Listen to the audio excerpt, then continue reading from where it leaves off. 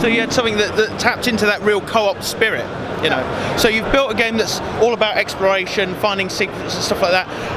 How important is exploration? Because I saw a part of the game where there was two paths where you could knock one of two pillars over. So is there branching paths to different parts of the game, and does the map really open up in that way? It's not a super open world like you'd expect from like Zelda Breath of the Wild or like Horizon Zero Dawn, which is truly open world. It's more like a mini open world. There are different paths you can take. But it's linear. In the end, the story is linear, but the gameplay is not. It's pretty dynamic. So if you go a certain path, it's possible you can't go back and you missed an entire path.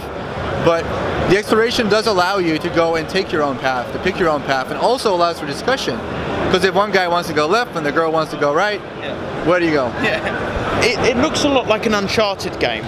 And the Uncharted series is known for its story. So we didn't really get a lot of that in the demo.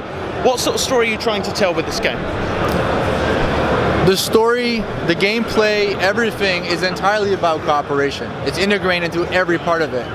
The game is called Rite of Ilk because they're literally on a right to show that they can cooperate. And there's a very intensive, not intensive, more like immersive story about that. It's kind of like we're trying to capture that whole Netflix and chill kind of vibe, right? But then do it with a game.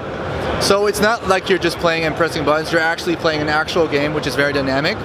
But there are a lot of story elements in it. And I think it's funny that you say Uncharted because I don't hear that a lot, honestly.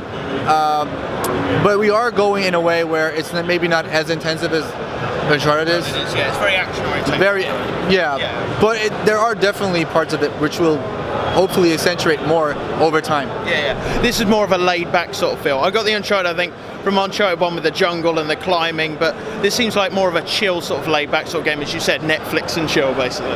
Yeah, but there will be moments where it gets more exciting. Okay, cool. I know it said it's to be announced when it's going to release. Do you have a sort of rough release date when you think it might be ready, or...?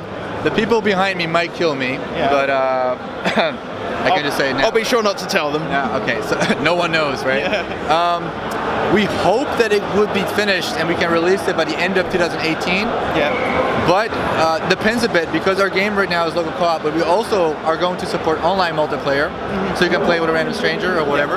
And to do that, we wanted to make it perfect.